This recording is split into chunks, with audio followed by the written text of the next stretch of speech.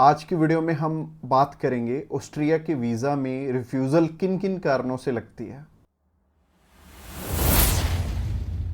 Subscribe कीजिए हमारे इस चैनल को और टूरिस्ट वीज़ा में आने वाले अपडेट्स के बारे में अप टू डेट रहिए। तो जहां तक बात की जाए आज के टाइम में रिफ्यूज़ल्स की, रिफ्यूज़ल रेट बहुत ज़्यादा पीक पे हैं और जैसे कि मैंने बताया 4 बारी अप्लाई करके 5 बारी अप्लाई करके भी लोग बैठे हैं जिनको कि समझ में नहीं आ रहा कि उनका रिफ्यूज़ क्यों हुआ है। तो सबसे बड़ी इसमें दिक्कत होती है रिक्वायरमेंट्स की। एक एम्बेसी की जो रिक्वायरमेंट है ना, वो ना तो आपको किसी साइट से मिलेगी और ना ही इसमें इलेबोरेट आपको एम्बेसी करेगी। चाहे उन्हें खुद फोन लगा लेना, चाहे आप वीएफएस को फोन लगा लेना, वो भी आपकी हेल्प नहीं करेंगे। और तीसरी चीज आती है यहाँ पे कंसल्टेंट्स। बहुत सारे कंसल्टेंट्स हैं, बहुत कुछ जानते होते हैं, वो आपको इसलिए नहीं बताते क्योंकि उस काम को करने में हो सकता है 2 मंथ या 3 मंथ या फिर 6 मंथ का टाइम जाए। तो मेनली बात यही है कि जब भी हमने टूरिस्ट वीज़ा अप्लाई करना है, हम ध्यान से देख लें कि हमारी रिक्वायरमेंट पूरी हो रही है और किसी अच्छे कंसल्टेंट के थ्रू ही अप्लाई करना। मैं तो एक चीज बोलता हूं कि बड़े नाम के पीछे तो कभी मत जाना। देखो अभी कोई बड़ा नाम है तो उन्हें कोई फर्क नहीं पड़ता कि आपका वीजा आए चाहे आपका रिफ्यूज हो। बट हाँ, जैसे हमारे जैसी कंपनीज हैं जो कि अप्लाई करने का भी खर्चा बहुत कम लेते हैं और इसके बाद भी आपको पूरी पूरी सपोर्ट करते हैं हर एक फील्ड में, हर एक चीज में आपकी डॉक्यूमेंटेशन बहुत अच्छे से बनाते हैं। क्योंकि जितने नॉमिनल कोस्टिंग हम लेके चल रहे हैं ना, अगर आपका वीजा आएगा तभी हमारा बेनिफिट है। अगर आपका वीजा आएगा, आप 10 रेफरेंस हमें दोगे तभी हमारा बेनिफिट है, अदरवाइज हमारा कोई बेनिफिट नहीं है। जो पर्सन आपसे ऑलरेडी 25,000 50,000 रुपए एडवांस में ले रहा है, उन्हें आपकी प्रोफाइल से कोई मतलब नहीं है। अच्छा, दूसरी तरह के कंसल्टेंट ये हैं कि जो हायर साइड पे 20-25,000 रुपए आपसे पहले भी लेते हैं और 10 लाख रुपए बाद में भी लेंगे। उन्हें भी आपकी प्रोफाइल से बहुत हद तक कोई मतलब नहीं है क्योंकि उन्होंने आपसे एडवांस ले लिया है और उन्हें यह फर्क नहीं पड़ता कि आपका वीजा आए या ना आए। वो अगर 10 केस अप्लाई करेंगे तो उसमें से एक वीजा तो वैसे ही आ जाता है, तो उनके 10 लाख रुपए तो वैसे ही बन गए।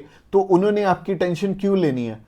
तो सिंपल सी बात है, मैंने आपको अपना मोटिव बता दिया है कि हम रिक्वायरमेंट आपकी अच्छे से क्यों फुलफिल करवाते हैं जब भी आपने टूरिस्ट वीज़ा अप्लाई करना होता है। क्योंकि हमें आपसे बहुत कम पैसे मिलने हैं। अगर आपका वीज़ा नहीं आएगा, आपसे हमें रेफरेंस नहीं मिलेंगे, तो हमारा फ़ायदा ही नहीं है इस काम में आने का। इसके अलावा पहला रीज़न तो हो गया जो कि रिक्वायरमेंट के ऊपर है कि रिक्वायरमेंट अपनी बहुत अच्छे से समझ लेना और पूरी कर लेना, तभी वीजा अप्लाई करना। और दूसरा रीजन है कि आपके फाइनेंशियल डॉक्यूमेंट्स बहुत अच्छे से फुलफिल नहीं हुए होते।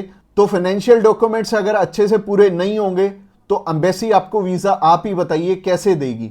उन्हें एक प्रॉपर प्रोफाइल चाहिए, उन्हें ऐसी प्रोफाइल चाहिए कि स्टेप बाय स्टेप आपके सारे डॉक्यूमेंट्स आपस में मैच कर रहे होने चाहिए। जैसे कि आपका जो ऑक्यूपेशन है, वहां से आपकी कितनी मंथली इनकम आ रही है और क्या वो उसी प्रोफेशन से इनकम आ रही है आपकी, और आपके फाइनेंशियल्स आपस में मैच कर रहे होने चाहिए, तभी आपका वीजा लगेगा।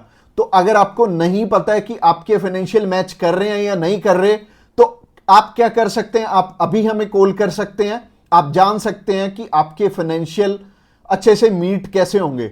और कॉल तो आप इस वीडियो के एंड में ही हमें करना, क्योंकि आगे जो रीजन है वो भी बहुत स्ट्रॉन्ग रीजन है कि आपका वीजा इन इन कारणों से भी हो सकता है। प्रोफाइल का तो मैंने आपको बता दिया कि आप हमें कॉल कर लेना। इसके अलावा जो तीसरा सबसे बड़ा रीजन है वो है कि आपके यहां पे इंडिया में टाई स्ट्रॉन्ग ना होने, यानी कि इंडिया में आपका कोई ऐसा रीजन नहीं है कि आप वापस लौट के आओ। जैसे कि मैरिड है अगर कोई, तो उनकी वाइफ उनका रीजन बनती है वापस आने का, और अगर कोई अनमैरिड है उसको थोड़ी सी प्रॉब्लम ही आती है। बट इसका भी सोल्यूशन है कि आप बेटर है, अगर आप 20-21 साल के हो, 22 साल के हो, तो बाहर जाने के लिए मैरिज तो करोगे नहीं, तो कर क्या सकते हो, आप अपनी मम्मी या फिर अपने पापा में से किसी एक जने को अपने साथ में अप्लाई करवा लो। इससे क्या होगा कि अगर मम्मी आपके साथ जा रही हैं, आपका नहीं है वापस आने का स्ट्रॉन्ग रीजन, बट उनका बन गया, तो उनके चक्कर में आपका भी वीजा आ जाने वाला है। तो आप कर कह सकते हो या फिर मम्मी या फिर पापा को अपने साथ में अप्लाई करवा लो, तो ज्यादा अच्छा रहेगा, आपका भी टाई स्ट्रॉन्ग हो जाएगा। तो तीसरा रीजन हो गया। रीजन नंबर 4 की तरफ बढ़ते हैं। और जो चौथा रीजन है वो ये रीजन है कि आप यहां पे घूमने के लिए जा रहे हो, आपका पर्पस मैटर करता है। जब आप कवरिंग लेटर बना रहे हो तो कवरिंग लेटर ये तो आपके हाथ में नहीं है, ये तो आपके कंसल्टेंट के हाथ में है कि आपका पर्पस बहुत ज्यादा स्ट्रांग होना चाहिए, तभी आपको एक कंट्री वीजा देगी।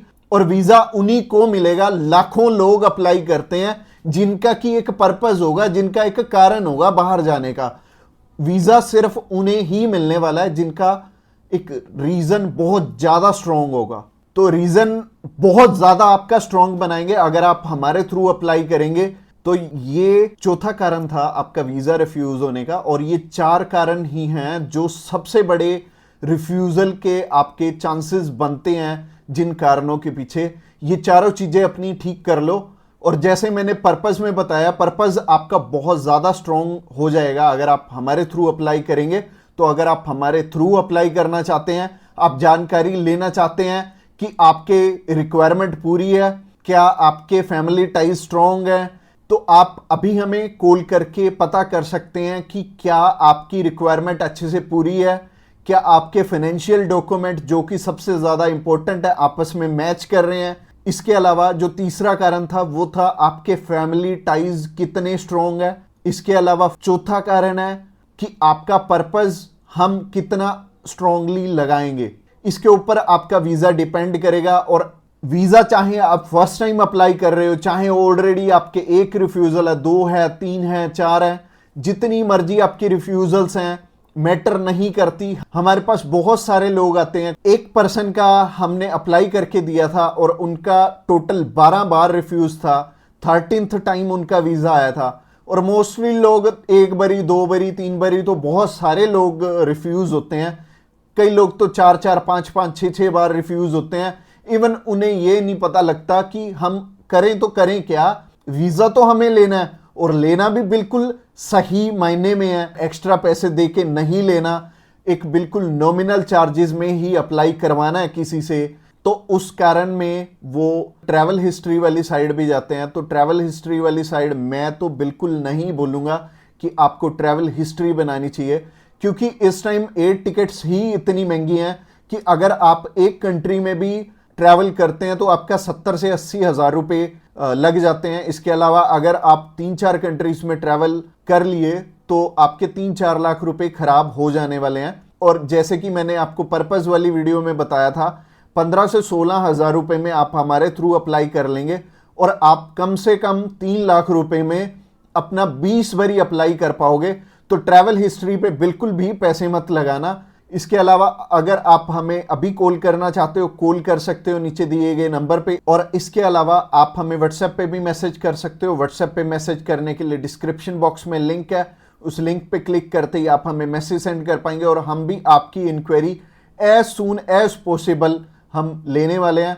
और हमारी टीम्स ऑफ एक्सपर्ट्स हमेशा रेडी है, और वो सारे टीम मेंबर्स को पर्सनली मैंने ही ट्रेंड किया हुआ है, और आपकी हर एक ज़रूरत को वो समझेंगे और फिर उसी अकॉर्डिंग आपको गाइड करेंगे। और आपको बिल्कुल भी टेंशन नहीं लेनी, जब भी आपने वीज़ा अप्लाई करना है आप हमारे थ्रू ईजिली कर सकते हैं। अगली वीडियो हमारी सी टाइप के वीज़ा के ऊपर रहने वाली है कि सी कैटेगरी में बहुत सारे हमारे पास ऑप्शन होते हैं अलग अलग, जिनके थ्रू की वीज़ा अप्लाई करने में हमारा पर्पस बहुत स्ट्रॉन्ग हो जाता है। तो सी टाइप में जैसे कि बिजनेस वीज़ा हो गया, स्पोर्ट्स वीज़ा हो गया, कल्चर वीज़ा हो गया, मेडिकल वीज़ा हो गया, तो ये सारे वीज़ा के बारे में हम बात करने वाले हैं, जो कि हमारी नेक्स्ट वीडियो रहने वाली है। तो आपने क्या करना है, हमारी नेक्स्ट वीडियो को भी जरूर ध्यान से देखना। Thanks a lot for watching this video till the end, और मिलते हैं किसी बढ़िया सी वीडियो में नेक्स्ट टाइम।